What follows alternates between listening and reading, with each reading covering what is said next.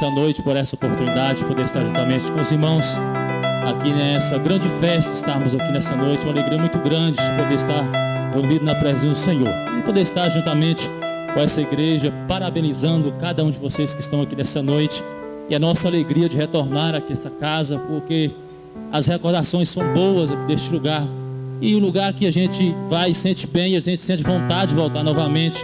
Nós estamos nessa noite aqui para adorar o nome de Jesus e glorificar a Deus nessa noite. Aleluias. Bendito é o nome do Senhor. Graças a Deus. Também cumprimento a igreja na paz do Senhor. O Senhor comigo nessa noite. Meus irmãos que souber, nos ajude. Aleluias. Aleluias. Deus, Ele te conhece. Por isso que Ele te trouxe aqui nessa noite. Ele quer te abençoar aqui neste lugar. Aleluias.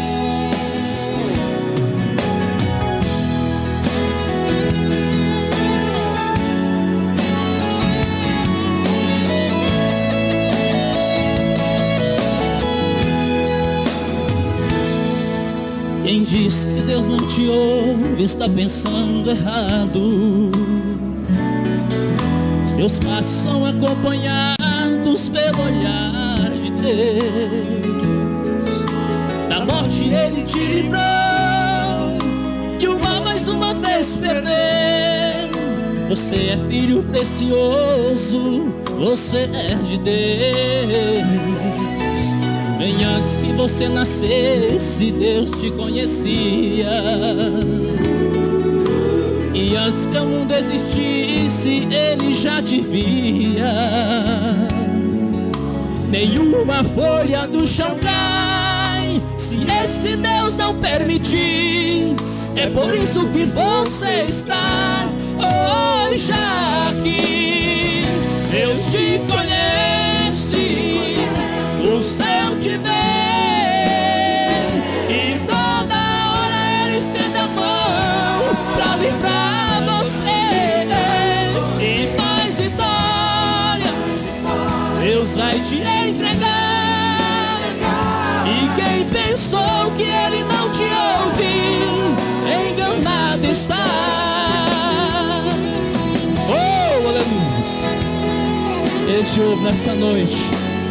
Bendito é o nome do Senhor. Aleluia. Aleluia. Bem antes que você nascesse, Deus te conhecia. E antes que o mundo existisse, Ele já te via.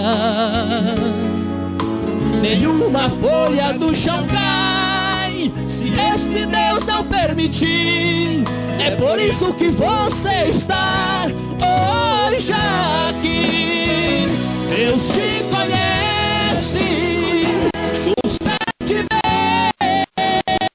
e toda hora Ele estende a mão pra você. E mais vitória Deus vai te entregar. E quem pensou que Ele não te ouviu, enganado está. E quem pensou que Ele não te ouviu, enganado está. Aleluia. Oh, aleluia. Eu posso ver nessa noite muitas portas sendo abertas aqui neste lugar nessa noite. Aleluia. Eu posso ver Deus visitando a tua alma nessa noite. Meu Deus, eu te amo, te adoro, te exalto, te glorifico. E quero te dizer que toda a honra é tua, a glória, a majestade é tua, ó Senhor. E eu te peço, Senhor, e creio que o Senhor já sondou os corações aqui nesta noite. Venha falar conosco, ó Senhor. Alimenta a nossa alma. Meu Deus, em nome de Jesus Cristo, se tiver um coração ferido aqui, ó Senhor, derrama o teu bálsamo, curando todas as feridas, alimentando a nossa alma e ressuscitando a esperança de muitos aqui, ó Senhor. Usa o teu filho com autoridade, graça, conhecimento e com unção aqui nessa noite. Eu te peço em nome de Jesus. Amém. Saúde na paz do Senhor Jesus Cristo. É um prazer estar nessa noite a ministrar neste congresso de senhoras. É uma honra muito grande para mim. Graças a Deus, Por intermédio do Espírito Santo, nós fomos convidados para estar aqui, por indicação do meu irmão pastor Marcos. Nós estamos aqui. Então é uma honra muito grande nessa noite fazer parte deste conclave. Eu estou imbuído que o Senhor nessa noite vai mover corações, vai mover a sua vida. E com a ajuda de Deus e do meu amigo Espírito Santo nessa noite, eu gostaria que você abrisse a Bíblia Sagrada. E o tema desse congresso, logo após eu quero ler Marcos capítulo 10, versículo 49. O tema que me foi passado, Isaías capítulo 55, versículo 3. Convite aos sedentos. A primeira parte, a parte A deste texto, que diz da seguinte maneira. Isaías 55, 3, a parte A, fala da seguinte maneira: Dei-me ouvidos e venham a mim, ouçam-me, para que a sua alma viverá. Farei uma aliança eterna com vocês, minha fidelidade prometida a Davi. No livro de Evangelho segundo João, segundo Marcos, capítulo de número 10, versículo 49.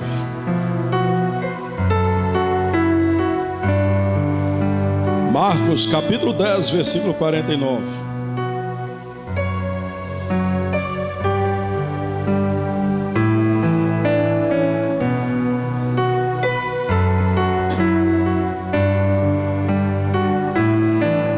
Fala da seguinte maneira: Jesus parou e disse: chamem-no.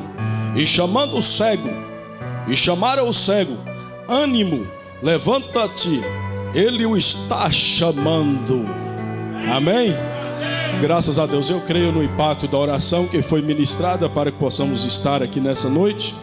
E por essa razão você tem a liberdade para sentar glorificando a Jesus, porque Deus é fiel.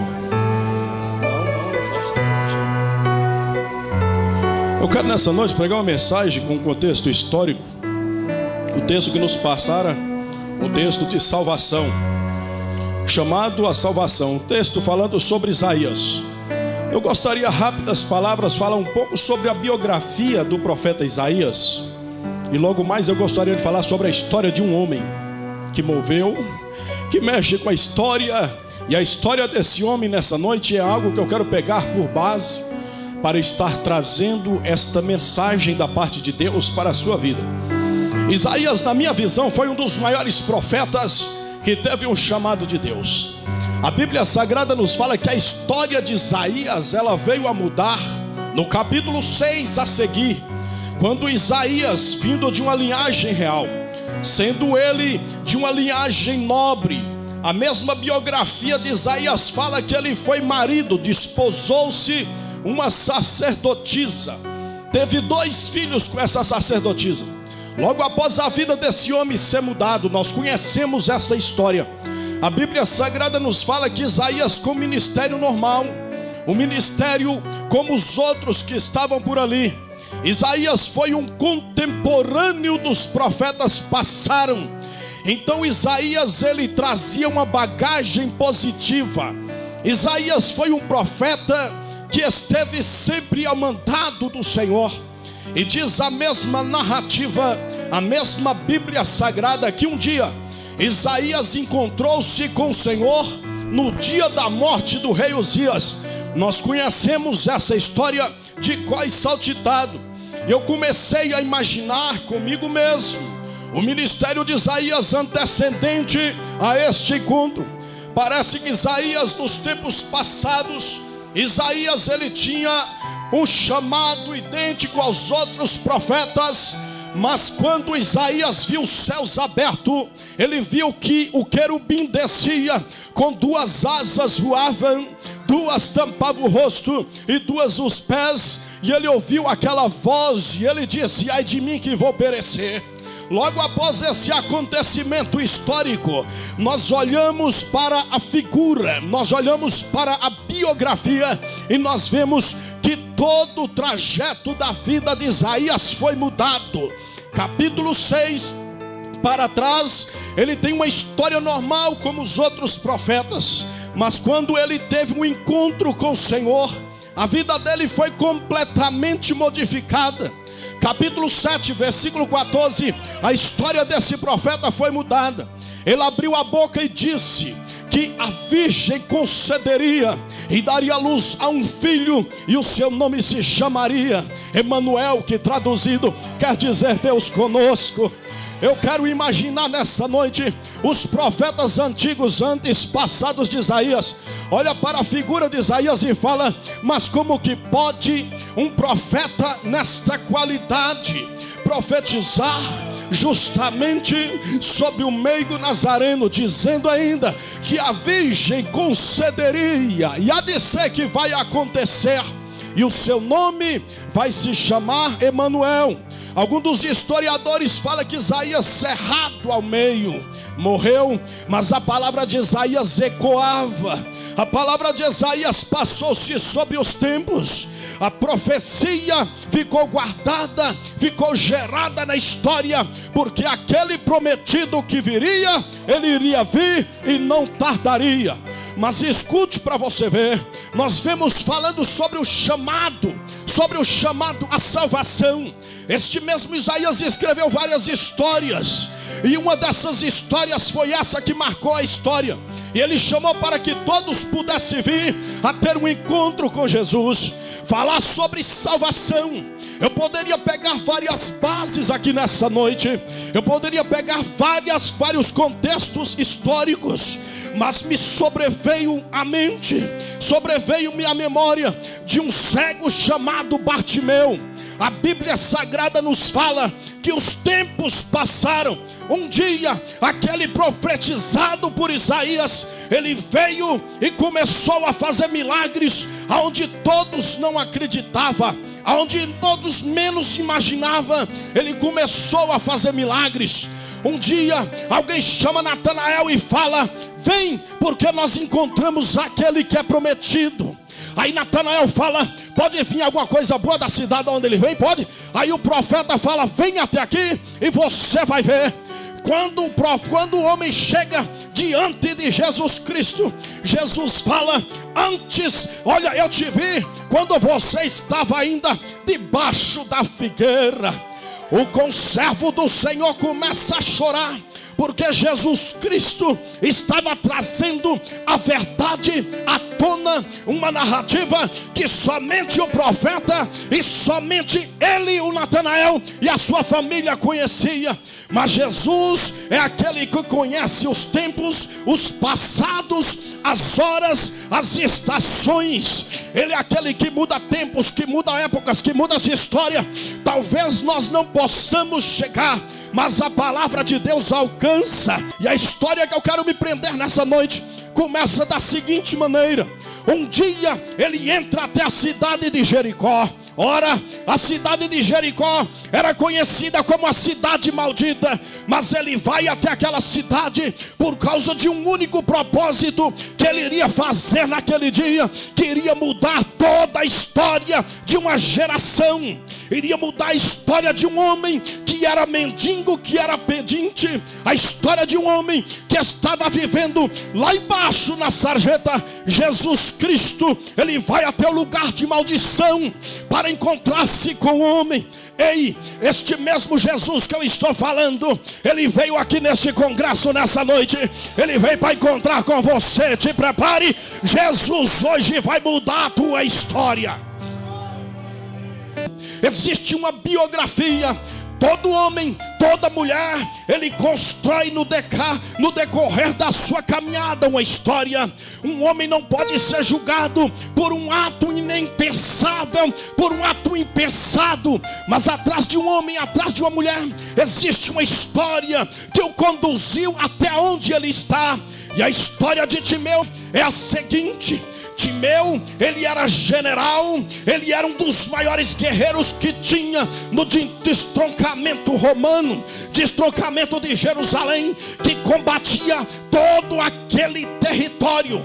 Timeu era um homem da batalha. Timeu, ele era um homem que estava sempre nos anais da história, combatendo guerreiros. Alguém podia olhar para Timeu e ver que ele era um general de guerra. Timeu, ele era aquele que ia na frente das batalhas. E a biografia de Timeu é a seguinte: diz a mesma história, os historiadores falando que Timeu, ele foi forjado através dos seus senhores para que ele pudesse ser o maior general de guerra que estivesse naquela época.